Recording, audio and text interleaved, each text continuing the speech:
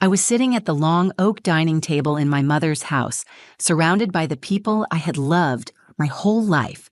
Crystal glasses clinked. Laughter floated through the air. Everyone looked so comfortable, so sure of their place. Everyone but me.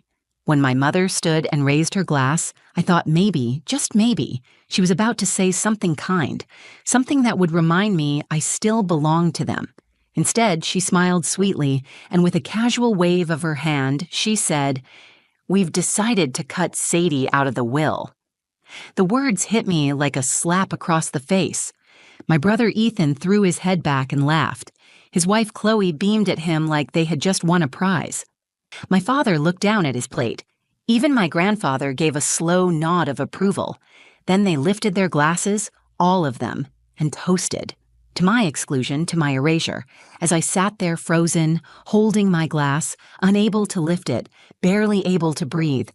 I could feel the sting of tears in my eyes, but I blinked them back with everything I had. Just when I thought the humiliation was complete, the front door opened. In walked our family lawyer, Mr. Hayes, holding a thick folder in one hand. He didn't smile.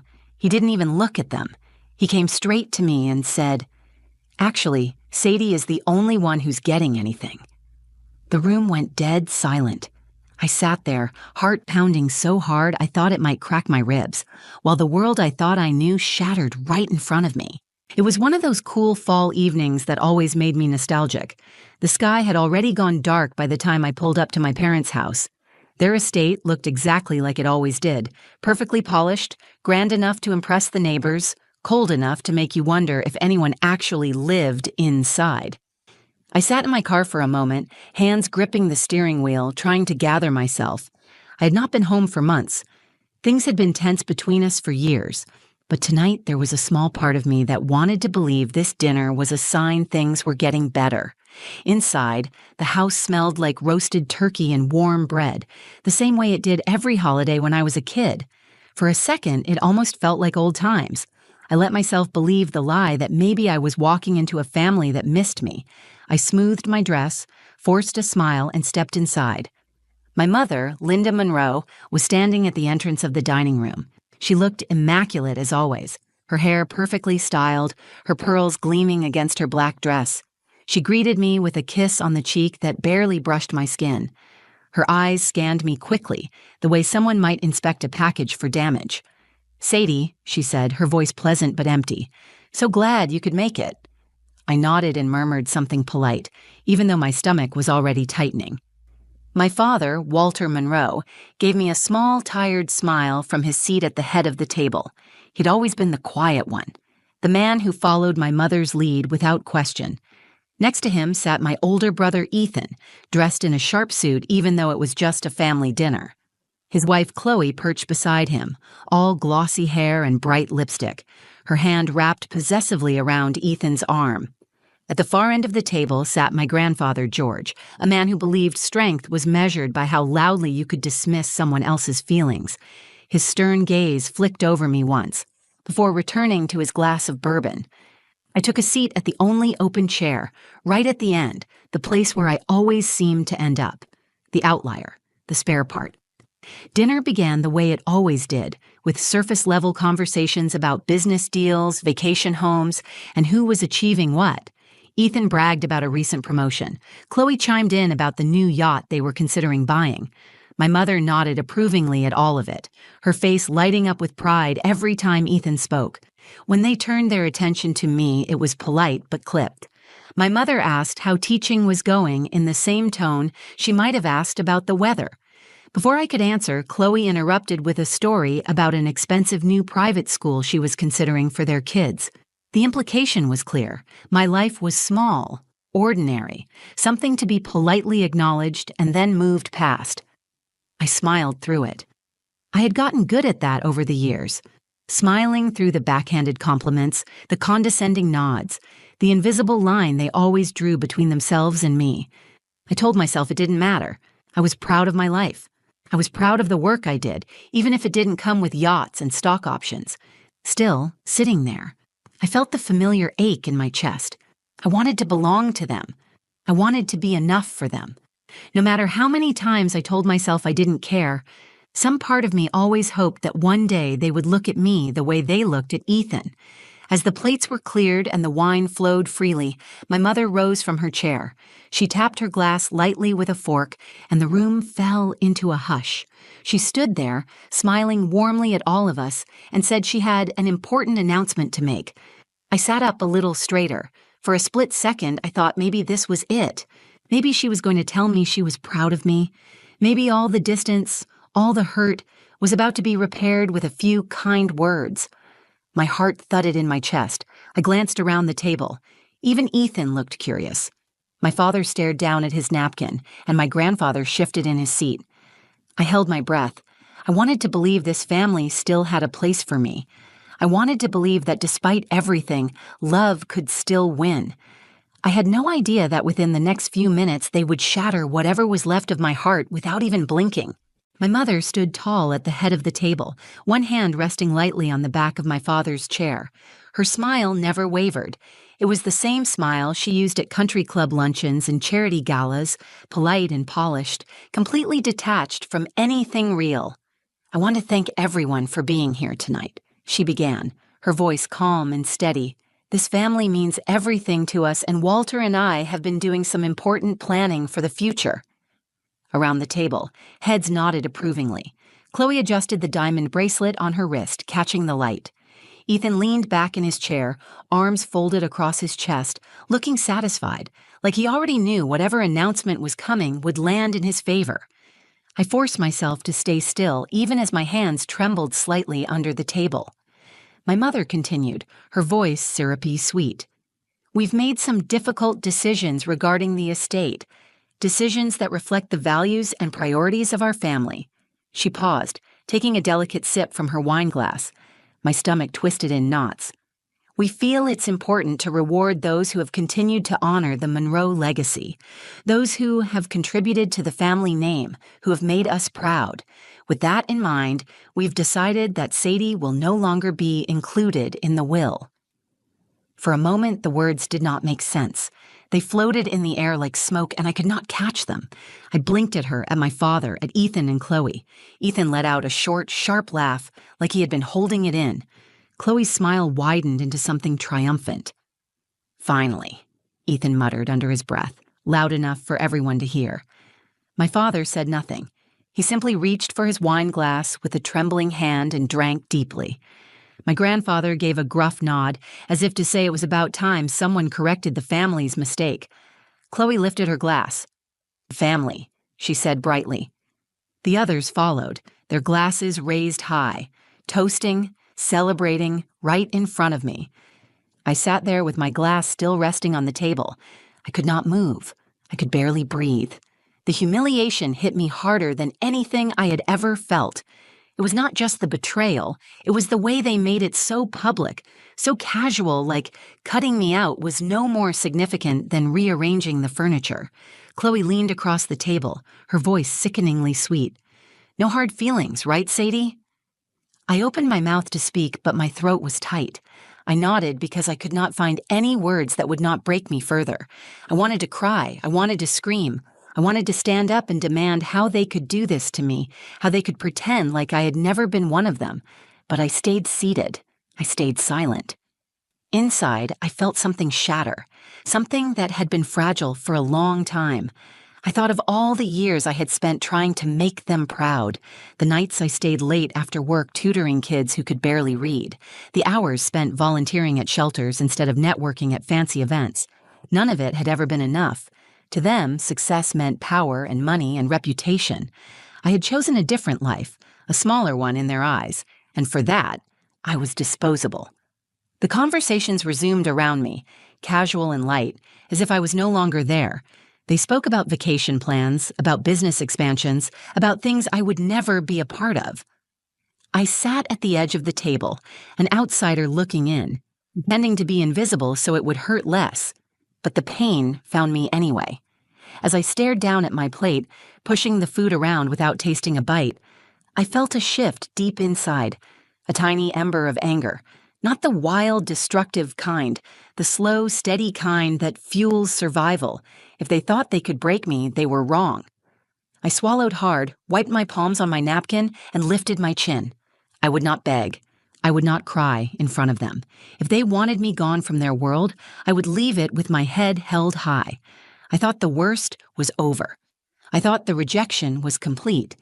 But fate was about to deliver a surprise none of them would see coming. The conversation buzzed around me like a swarm of bees, but I heard none of it. I sat there in stunned silence, feeling smaller by the second, but somewhere beneath the shock, something inside me hardened. I had spent most of my life chasing their approval, measuring myself against standards I never agreed with, trying to be someone they could respect.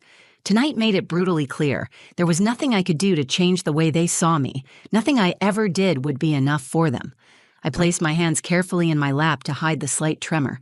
I focused on my breathing, steady and deep, the way I used to when I had to present lessons to a tough classroom. I would not give them the satisfaction of seeing me crumble. As the dinner dragged on, I tuned out the conversation about vacation homes and corporate investments. Their world was closing ranks, locking me out as if I had never been part of it. Fine. If they wanted to erase me, I would make sure I walked away with my dignity intact. I looked around the table one more time, seeing each face in the harsh, unforgiving light of truth. My mother, with her perfect mask of grace and cruelty. My father, silent and complicit. My brother, gloating as if my pain was his victory. Chloe, perched at his side, sipping her wine with delicate triumph. My grandfather, grizzled and unbothered by the damage he helped cause. I deserved better than this. I would not beg for crumbs from people who had shown me so little care. I would not stay small to fit their idea of who I should be. I straightened in my chair, folding my napkin neatly and placing it on the table. I wanted to stand up and leave, to walk out into the night without a word, but something stopped me. A sliver of stubborn pride, maybe. A voice inside that said, "Wait." A sharp knock echoed from the front door. Every head at the table turned. For a moment, no one moved. My mother frowned, clearly annoyed at the interruption. My father set down his fork with a soft clink. The butler, a man who had been part of the household longer than I had been alive, shuffled out of the room to answer it. The conversation picked up again, awkward and strained, but it faltered the moment Mr. Carson Hayes stepped into the dining room. Mr. Hayes was our family lawyer, a man who was always dressed in tailored suits and carried himself with the cool confidence of someone who knew too many secrets. Tonight, he held a thick leather folder under one arm, his expression serious. My mother's smile tightened. "Carson, we weren't expecting you," she said, her voice slipping slightly. Mr. Hayes gave her a short nod. "Apologies for the surprise, Linda. I was asked to deliver something tonight." He turned and looked directly at me. His gaze was steady, respectful. I gripped the edge of the table. Something was happening. I could feel it, heavy in the air, like the seconds before a thunderstorm breaks open. Mr. Hayes moved to stand beside my chair. He placed the folder on the table and flipped it open, revealing a stack of documents with official seals. "My office received instructions from Eleanor Monroe before her passing," he said. His voice was clear and strong. She requested that her personal estate, separate from the family trust, be transferred to her sole beneficiary upon her death. He paused, and the room held its breath. "That beneficiary," he said, turning slightly to face the others, "is Sadie Monroe." A stunned silence crashed over the table. I felt the words hit me like a wave. For a moment, I could not process them. I stared at Mr. Hayes, then down at the papers, then back up at the faces around me. My mother's mouth opened and closed, no sound coming out. My father's hand froze halfway to his glass. Ethan gawked at me, his smugness wiped clean off his face. Chloe blinked rapidly, as if trying to make sense of what she had just heard. My grandfather set his bourbon down with a heavy thud, his face darkening. I sat very still, my heart hammering against my ribs. Mr. Hayes continued, unaffected by the tension strangling the room. "Mrs. Monroe's private fortune, totaling just under $5 million, will be transferred to Sadie's name immediately. These were her wishes, fully legal and binding. I have all the documents prepared for signature tonight." I swallowed hard. I could feel 100 emotions clawing inside me. Shock, disbelief, grief, a strange and terrible joy. For once, someone had seen me. For once, someone had believed I was worth something without me having to earn it through perfect grades, polished appearances, or sacrificed dreams. I straightened my shoulders. I had spent my whole life thinking I was the one who needed their approval. Tonight proved the truth. They were the ones who had lost something precious. I looked around the table, locking eyes with each of them in turn. I said nothing. I did not have to. The silence said it all. The silence stretched so long it started to ache. I sat still, feeling the weight of every stare burning into my skin. My mother was the first to recover. She cleared her throat, her hands smoothing the tablecloth in a desperate, automatic motion. "There must be some mistake," she said tightly, her voice brittle. "Sadie was never meant to handle something of this magnitude. She would want the family to manage it." Mr. Hayes remained unmoved. Mrs. Monroe was very clear. She amended her personal estate planning herself. I witnessed it. Her wishes were to leave everything directly to Sadie, without any oversight.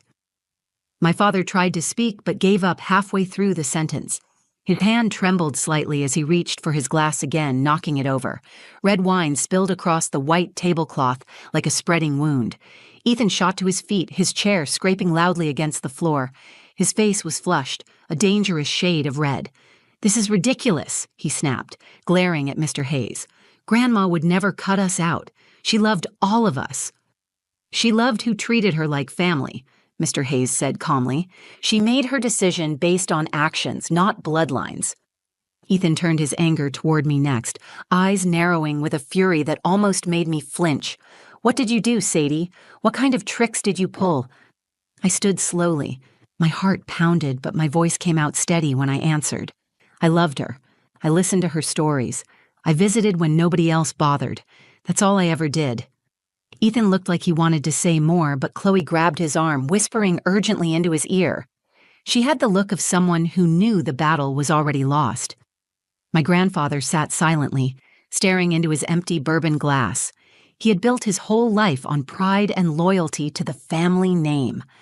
Watching him now, small and defeated, I felt a pang of sadness that surprised me. My mother still sat rigid at the head of the table, her face locked in a cold, furious mask. Mr. Hayes pushed the folder toward me. "If you are ready, Sadie, you can sign the documents. I can file them tonight." I looked at the papers.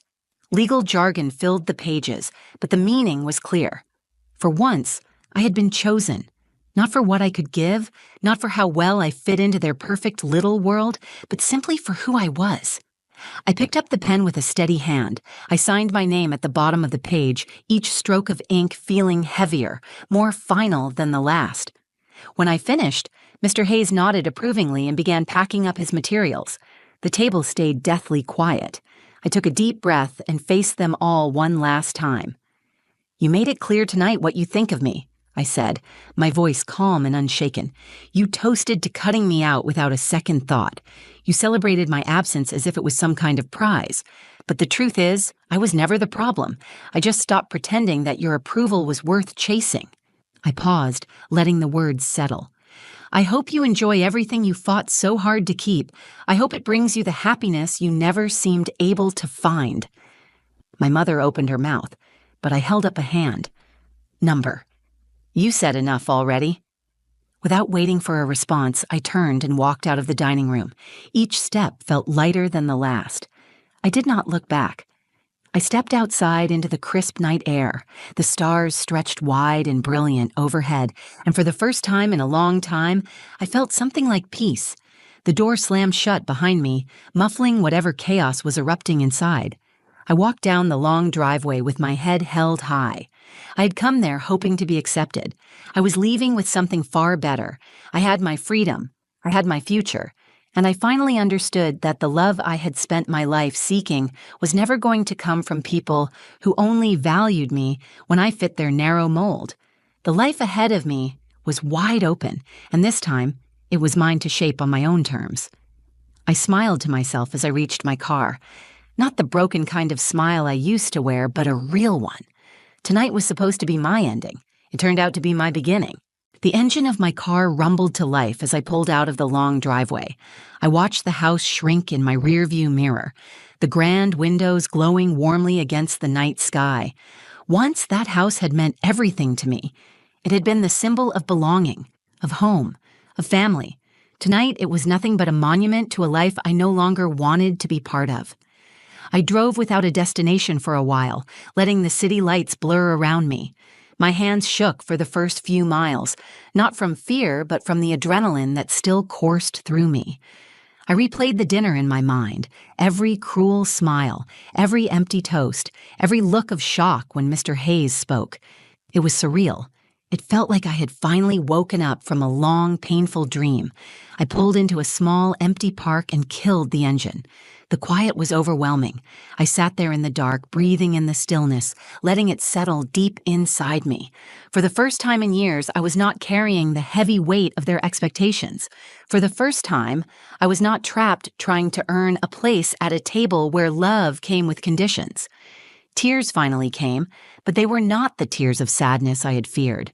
They were the kind that come when you realize you have survived something you thought would destroy you. I let them fall, letting each one carry away the bitterness I refused to hold on to any longer. They had tried to erase me tonight. They had tried to toast me out of their lives without a second thought. Instead, they showed me a truth I had been too scared to face. Their love had always been conditional. Their acceptance had always been fragile, resting on my ability to meet their impossible standards. I spent so many years trying to change myself for them, shrinking and twisting into shapes they found more acceptable. Tonight I understood that no amount of success, no amount of money or achievements would ever make me enough in their eyes. And that was not my failure. It was theirs. My grandmother had seen what they never could.